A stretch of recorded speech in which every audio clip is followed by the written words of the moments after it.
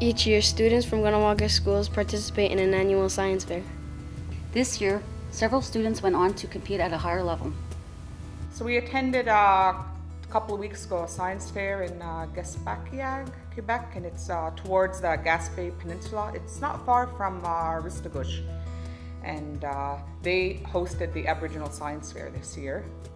And we attended. We haven't been in attendance for the past 2 years, but we've actually held one here in 2005. So now we're back in the game. We have funding, so we were able to attend the Aboriginal Science Fair. We have our science fairs locally in all the different schools under the Education Centre.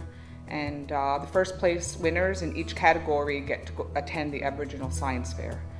And we took 7 students from Kahnawake, and we collaborated with Kanesatake, and they came with us on the bus, and we took 7 students from Kanesatake. So there was a total of 20 people who went. We had a teacher from Cattery, Dale Rice, and we had the phys ed teacher from Gardenia Nuha in attendance as well.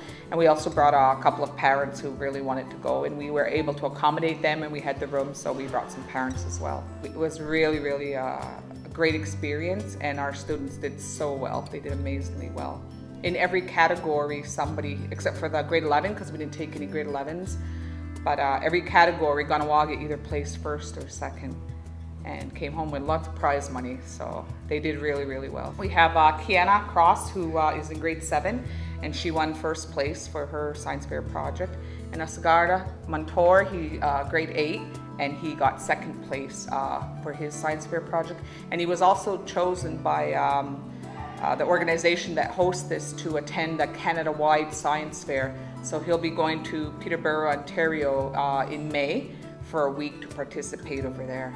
I did my project on crystals and how they're formed, and for each different crystal I added an ingredient that wasn't called for to see if it would still form. I was really excited. I was shocked at first, but when I went to go present it, I was just really happy, and I couldn't believe that I won first. It was fun because we got to go on a bus with a whole bunch of kids, and it was fun to be with other people and to see different science projects, and it was a fun experience. I did mine on water pollution in Kahnawake, and just the effects of what's really happening, because I heard all these things of it, how bad it is, but then they tell me it's not bad and they tell me it's worse. And I got a really good idea how bad it got, so the levels increased over the years. I found out a lot of these dumps that are in Kahnawake, there's a lot, and some of them are at toxic levels now. They're just polluting the water supply, and this is the only pretty much water supply we have in Kahnawake. Well, I actually went to one of the dumps, and I had to dig. And there was these old testing wells there, but they said they can't use them anymore because the toxic stuff, they messed it up or something. So I went to desperate measures. I went on the dump, and I took a risk of maybe getting really hurt or sick from the whatever's being put there. Our students have been exposed to science fairs and science fair projects and science for the past 5 years, so they have a really good grasp of what's required.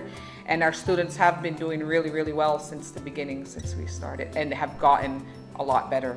So yeah, I'm not really that shocked. Our students work really hard. Cattery did really well. They had a student there who won, I'm not sure if it's grade 5 or grade 6, but he won grade 5. He won first place, and he won a trophy and $500 for his project, and he also did something on the environment.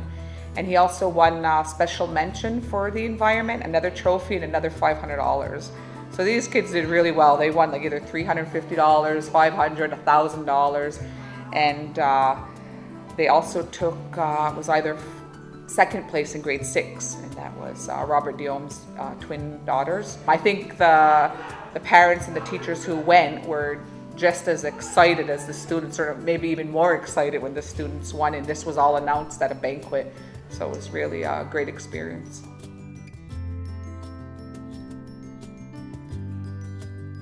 Kahnawake Rival School has a lot to offer its students. Now take a look at the special profile on KSS. There was this feeling that we were going to lose from the campus atmosphere moving into one building. But again, people are closer together. Getting information to different classes and to have people coordinate events is much easier in one building. We started the year with 272, which was a jump from the previous year's enrollment of 246. So generally it goes up every year. When I started here in 1996, we had 186 students. So you could almost say in 14 years we've literally jumped close to 100 students.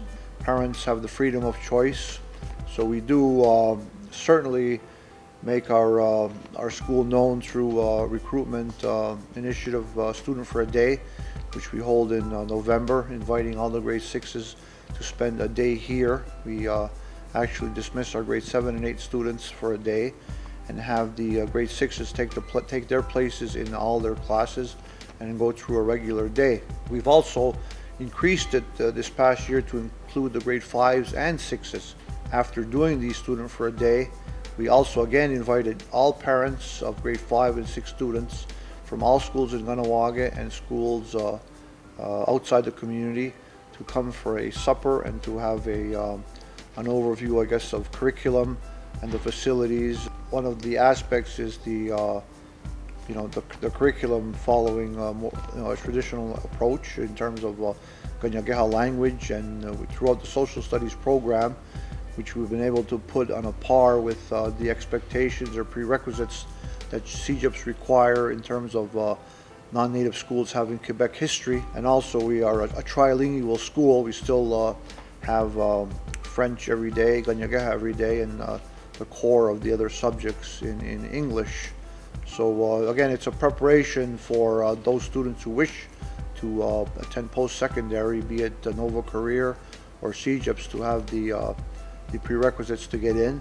And also we cater to students who may only want to attain a high school leaving, whereby they would be eligible for careers at Nova Career Center.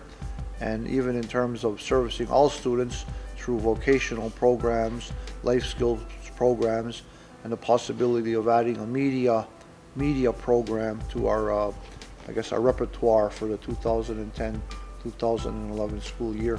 Every classroom has a smart board. For those who aren't in the know of smart boards, it's again a technological device that allows teachers to work directly in front of the students, sort of a blackboard that saves everything. So any concept that's written can be saved and reviewed the next day. So every classroom has these smart boards. Every classroom has computers.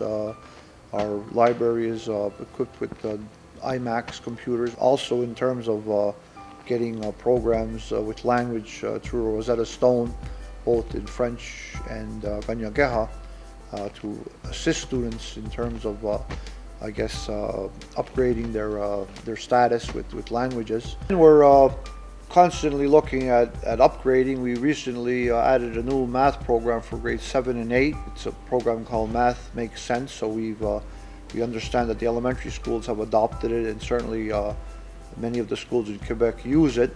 But also in terms of science, we're looking at new programs to implement so that our students are on a par with everyone else. We recently had a student from one of the private schools in Montreal visiting us and sat in on one of our math classes and said that this was the same type of program they were using, the same book in itself. And we've been given a positive feedback from John Abbott College at one time in writing that said that our students were better prepared than the majority of students in terms of their language arts skills, reporting, writing, and critical analysis. We also have our teaching staff at the senior level attending conferences to ensure that we'll be aware of any changes, be it in regard to the reform or to trends in curriculum. So again, it's to be aware of all the developments within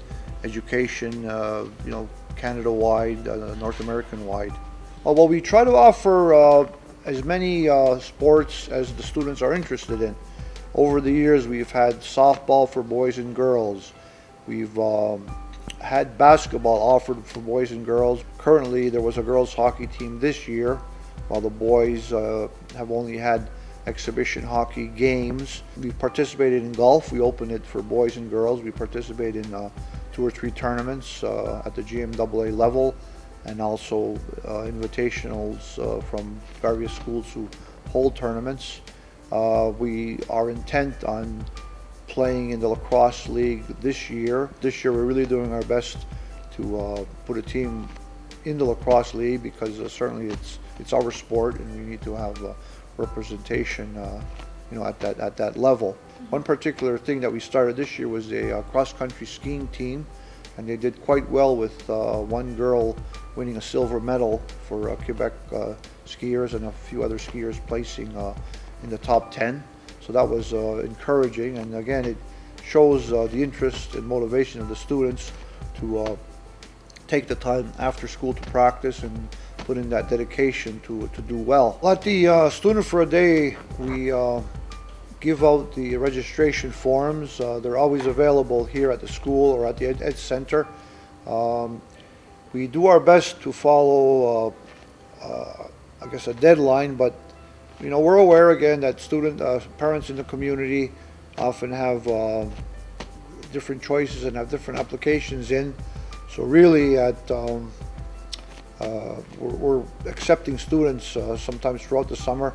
Certainly, we need to put a cap on the number of students. So anybody considering survival school needs to get the form in as quickly as possible, because once we hit 54, then it becomes the question of being on a waiting list. Talking to the parents, they were impressed with the facilities, with the program, with the knowledge of the teachers, and we hope to capitalize on that with a good recruitment for the next school year of 2010-2011.